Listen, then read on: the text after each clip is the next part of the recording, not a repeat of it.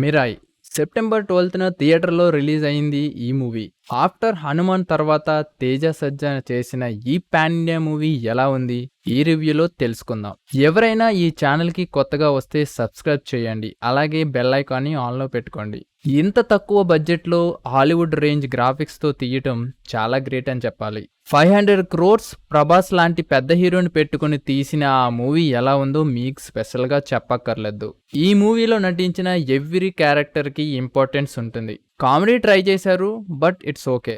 ఇక యాక్షన్లో తేజ సజ్జా ఎరగదీశాడు. మనోజ్ కూడా పవర్ఫుల్ గా కనిపించాడు. వైబ్ సాంగ్ అయితే లేదు. శ్రియా శరణ్ మదర్ క్యారెక్టర్ లో ఒదిగిపోయింది. కొన్ని సీన్స్ తప్ప సినిమా అంతా బాగుంది. ఇంటర్వెల్ బ్యాంగ్ అయితే అదిరిపోతుంది.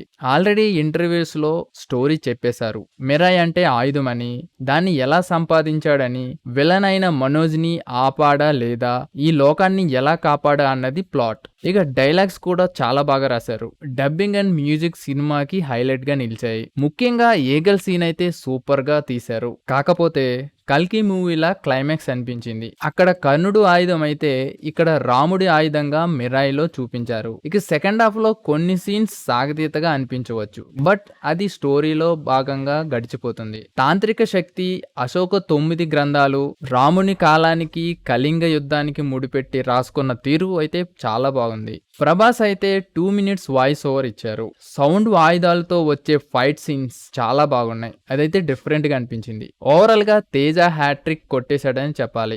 Worth watch movie except few scenes. Review గానీ నచ్చితే please like, share, comment and subscribe to cine tells.